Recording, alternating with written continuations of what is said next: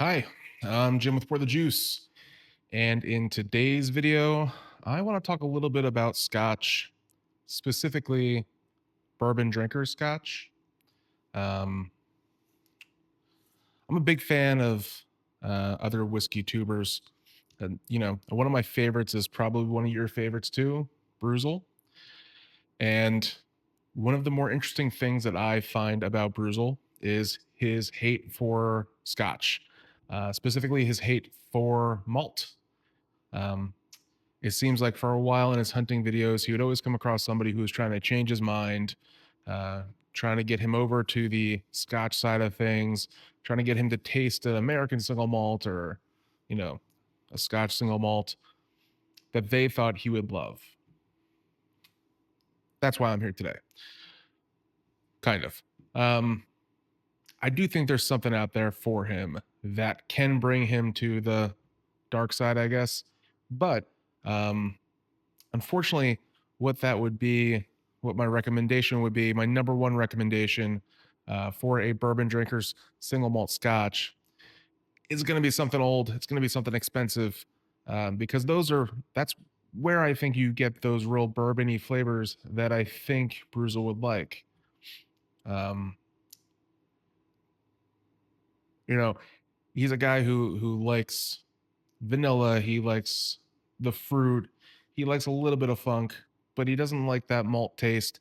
And when you get those higher age scotches, you do get a little bit more of the fruit for a while, but you got to start around that 21 year, in my experience, to kind of get there.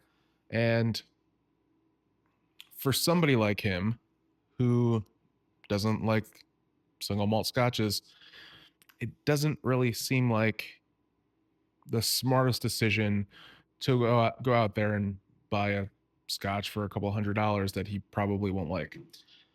So what I did today is I brought on a bottle that I think can be good for most people as an introductory to Scotch whiskey if you started as a bourbon fan or just a whiskey fan in general. Um, I love this bottle. Big fan of the distillery, Glenfiddich. This is the Glenfiddich 14. This is the Bourbon Barrel Reserve. So basically, what this is a 14-year aged Scotch whiskey, um, aged in ex bourbon casks, and then it goes into a new oak barrel to finish it. So it imparts some more of those bourbony flavors that you would enjoy in an American bourbon. And Glenfiddich itself is a Highland Scotch, which means out of all of the regions where Scotch is made, Highland is known for having those fruitier, more delicate notes. So it's already a region that you'd probably enjoy more out of Scotland than something like Islay, which is known for those peaty, iodine smoky scotches. Glenfiddich isn't peaty. It's fruity, it's light, it's delicate. And when it's finished in a new oak barrel, you can hardly tell it's Scotch on the nose. Um, I think most scotches, right away, you get that malt right away. And you can get it if you look for it here. But the first note that I'm getting is vanilla, like a vanilla cream. There's a little cherry there. And then the malt hits afterwards.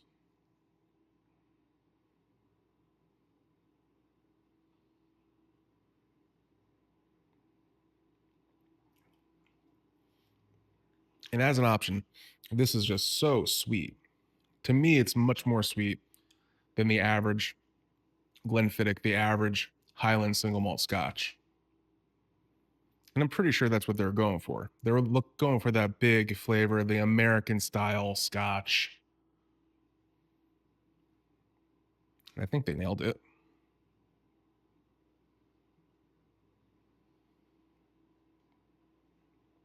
Great mouthfeel. It's vanilla more than anything else, almost vanilla ice cream like because of how sweet it is.